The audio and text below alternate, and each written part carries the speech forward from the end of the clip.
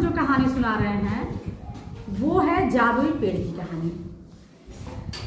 एक गांव में एक लड़का रहता था, उसका नाम था छोटू। छोटू का पढ़ाई लिखाई में बिल्कुल मन नहीं लगता था। वो स्कूल जाता तो था पर मन लगाकर पढ़ता नहीं था। इस वजह से उसको कुछ आता नहीं था पढ़ाई लिखाई में। जब लोग उसको समझाते थे, उसके गुरुजी, उसके घर वाले, तो वो कहता था कि मेरा पढ़ने में मन नहीं लगता, मैं नहीं पढ़ूंगा, मुझे पढ़ लिख कर क्या करना है, मैं नहीं पढ़ूंगा।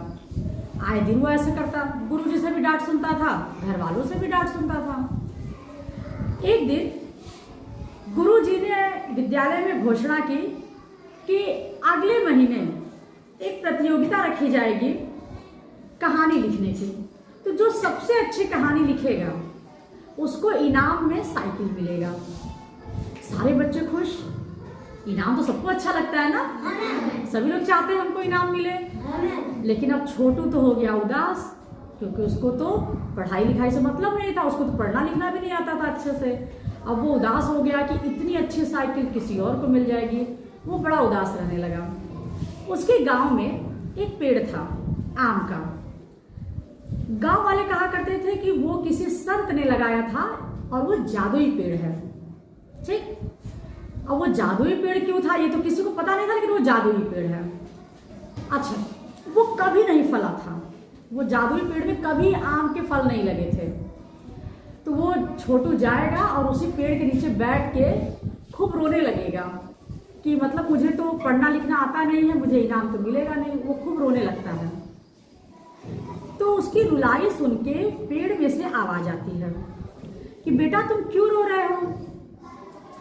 अब छोटू एकदम चौंक जाता है, डर जाएगा कि मतलब यहाँ तो हम अकेले हैं, बोल कौन रहा है।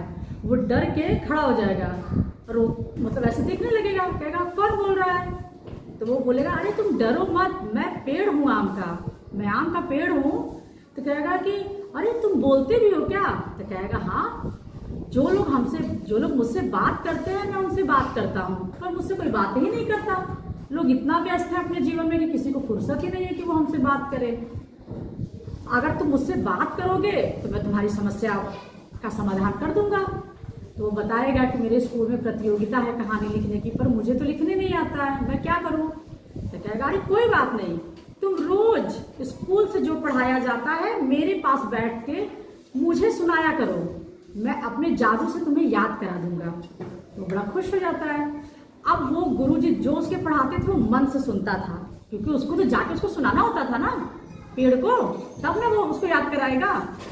तो वो स्कूल में पढ़ता था और वहां जाके पेड़ को पूरी बात सुनाता था कि मतलब आज मैंने ये पढ़ा, आज टीचर ने ये पढ़ाया। ठीक है, तो वो कहता था देखो तुमको तो याद हो रहा है। कहेगा अरे हाँ, मुझे सारे सब्जेक्ट याद हो रहे हैं। और इस तरह वो डेली जो पढ़ता था वो जाके उस आम के पेड़ को सुनाता था। आम का पेड़ उससे भी पूछता था। धीरे धीरे कुछ दिनों के बाद होता क्या है कि जैसे जैसे ये पढ़ता था और आम को सुनाता था, कुछ दिन के बाद आम के पेड़ पे खूब पत्तियां निकल आई, घनी घनी। ठीक, फिर कुछ दिन बीते, फिर छोटू उसको अपने स्कूल की बातें बताने लगा। उसके बाद उस पेड़ पे आम के खूब चिड़िया आने लगी।